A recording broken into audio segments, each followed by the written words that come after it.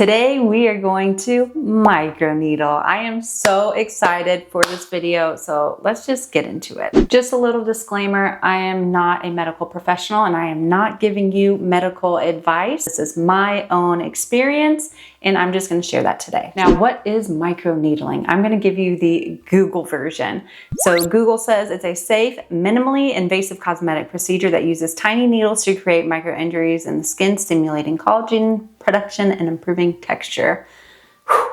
With microneedling, you might have some redness and some sensitivity afterwards, as well as some flakiness, which is all pretty standard. So I'm going to share with you the pen I use and then everything I use with it. Before I started microneedling DIY edition at home, I had never done microneedling before. This was just me diving right on in, and I watched a lot of videos on YouTube, and honestly, YouTube is just the best way to learn. This is the pen that I use. And then I buy these little cartridges and they come in different sizes. The one that I'm using today is an 11 needle. You can do 16, 24, 36, 42, nano. I think there's a 9. Now, think about if you were to like step on 36 pins versus 11 pins, right? So the 36 pins, they're not gonna hurt as bad as the 11 pins. So same thing with your face. I would say the higher the pin, the more like beginner. If you're new to microneedling, you might start up high and then kind of work your way down low. When I turn this pen on, there's the button, there's only one button. And you can see we are at level 1. We can go up to 2, 3, 4, 5, and 6. So obviously the higher the speed, like a 6, the faster the needle is gonna go up and down. And you can see here from this screenshot that the higher speed, it does work the fastest, and it can help with certain things like tightening, acne scars, and whatnot. Now, next thing I wanna show you is you can twist it. And I'll show you up close, but there's different numbers that go around this pen. You see like the different numbers right there. So when I have a cartridge on, I can twist this, and that's going to affect the depth of the pins. So I'm gonna put another screenshot up on the screen so you can see the different needle depths. So I, for the most part, keep mine at about a 1.5. I like to use this for like stretch marks, like around my belly button, which I will crank that sucker up to like a 2, 2.5. Under my eyes, I do not go more than like 0.5.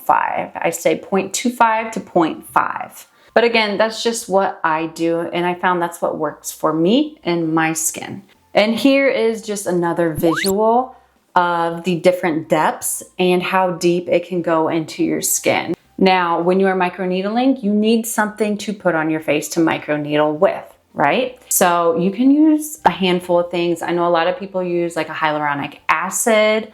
Some people might use like peptides. Personally, I've experimented with a lot, and I use growth factors, and I use the ones that come in like the individual little vials. Here's one that I use. This is what it looks like. Very sterile, very clean, and it does not seem like a lot of solution, but it works for my whole face and also my neck, and if I choose, my chest. When you are microneedling, you have to make sure you are very clean. You are being very sterile. You are wearing gloves. You are using rubbing alcohol. The last thing you want with microneedling is an infection. Now remember, you are creating little openings underneath your skin. Infections can happen if you're not being clean, you're not being sterile, and you do not want that, okay? First off, I have my little face cleanser. Obviously, you can use whatever. I have these sterile, individually packaged gauze pads. So I use this and I wipe my face down. I'll show you all that. Gloves, of course. And then I told you my growth factors I use. Because I am using 11 pins, it does hurt. So I use Lidocaine. And then, of course, Isopropyl Alcohol. Oh, and the cartridge for my pen. So first thing I am gonna do is I'm gonna wash my face. So I don't have any makeup on. I should have wet my face. I don't know why I'm doing this dry. Now, if you are using like a 36 pen, you don't need to use the Lidocaine. It doesn't hurt that bad, but the smaller the pin, yes, it does hurt. So I'm just gonna pull my hair back so I have that out of my face, and my hands are washed. I'm gonna go ahead and put the lidocaine on my face, and I'm gonna wait to do my neck and my chest because you do not want a bunch of lidocaine on your skin. You also do not want to rub this in like a lotion, okay? I learned the hard way because I about passed out from this one time. So don't do that, okay? Be smart with lidocaine. I'm going to just kind of like tap it everywhere. I am gonna do my microneedling. So obviously my head, my nose, smile lines, chin, under eyes. See how long you should let it sit. I do probably, I don't know, 10 to 15 minutes. So now make sure you are never microneedling over active acne, okay? If you have active acne, you can still microneedle, just skip over those sections. This can spread bacteria, it can cause inflammation, and that is a no. Also, make sure you stop using your retinoids, your vitamin A's, a few days prior to microneedling, and don't continue them until a few days after microneedling. After microneedling, don't be touching your face. We don't wanna cause any kind of infections. We don't wanna spread bacteria, germs, none of that. Make sure you wash your pillowcase. Also, avoid like heavy workouts. You don't wanna be sweating when you have these little tears in your face. Oh, another thing, don't microneedle right before bed. So try to do it like 4 to 6 hours before you're going to go to bed. Now make sure you have a bowl and a brush of some sort. These are clean, but just to make sure, we are going to wipe them down. I'm gonna open my pad, squirt some of this in here, saturate it, really wipe it down because that product is going to be sitting in there and that product is going to be going right into our skin. Same thing with the brush. It's clean, but we're going to make sure it is clean. What I will do is I will go ahead and open this guy. Try to. These are kind of a pain to open. This is what it looks like. I just kind of like tear into it. There's no real good way to do it. You got to take all this metal off. It is a pain. Once I got that metal backing off, the top just comes right off like that. I'm gonna go ahead and pour the growth factors right into this bowl. So let me wipe this off real quick. So I just washed my face and now we are going to wipe our face down with rubbing alcohol. And again, sterile pad because I don't play around about this sterile stuff. And I'm just going to wipe my whole face. So anywhere this pen is going to touch, I am going to make sure it is wiped. Alrighty, another pair of gloves.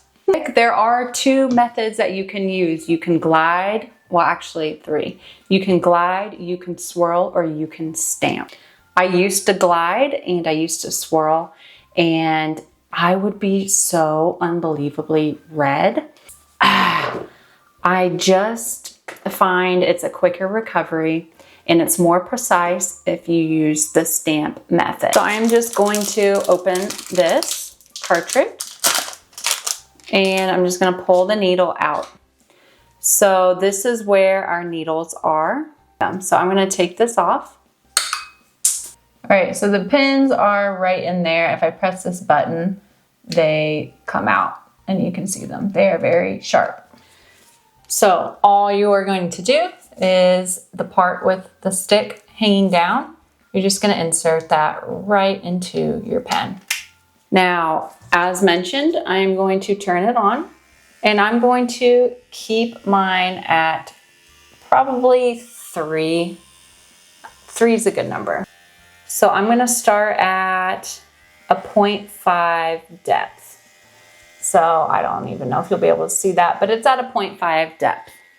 So now I'm going to take my brush into my growth factors and I'm just going to go right underneath like that.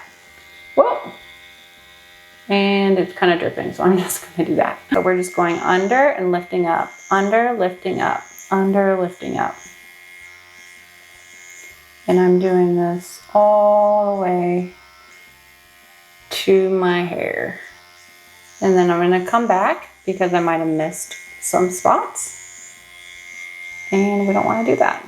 And that's really it. It's super easy. And I might get a little red, and that's normal. So again, we're just gonna go right below where we just did, and we are just doing little stamps. I cannot feel any of this. My skin is completely numb. So obviously our under eyes are very delicate. So that is why we are doing the lower depth. Under eyes are good. I'm gonna turn it up to 1.5. And we are just going to stamp. Now, if you have really deep scarring, acne scarring, things like that, you might want to do like a 2.5 for those spots. Ooh, I forgot to put numbing cream on right over here, and baby, I can feel it. One of the most sensitive spots for me is like around my mouth. I don't know why that spot's so sensitive, but it is. Ooh, baby, I don't know if I can get right over here because I did not put lidocaine and it hurts. It's pretty faded, but I do have a little bit of scarring right here. I'm telling you, it's faded a lot, but I'm gonna put more serum on. I'm gonna turn this up to a 2, and I'm just gonna hit that spot real quick. I don't know if you can see it. It's barely there, but it's because I microneedle, it has faded so much. It was an acne scar. Okay, I'm gonna go back down to a 1.5. Hit that smile line. I just love microneedling. It's the best. Oh, another sensitive area is your nose. Ugh, I hate doing my nose.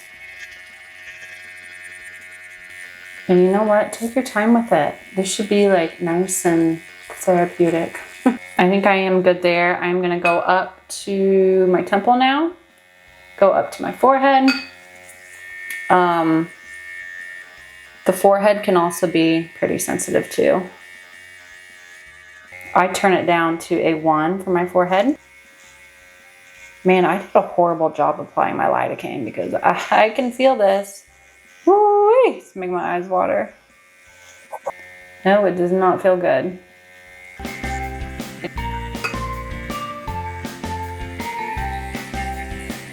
Now, as you get older, you start to lose your collagen. So that is why we are doing this, because we want to build our collagen.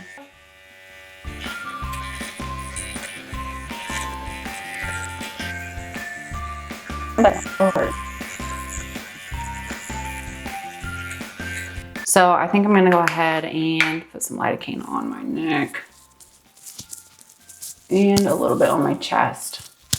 Honestly, it doesn't look too bad.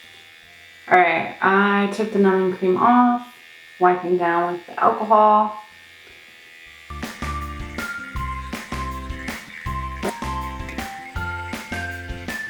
Now, any liquid that I have left, I am just gonna tap in to my skin.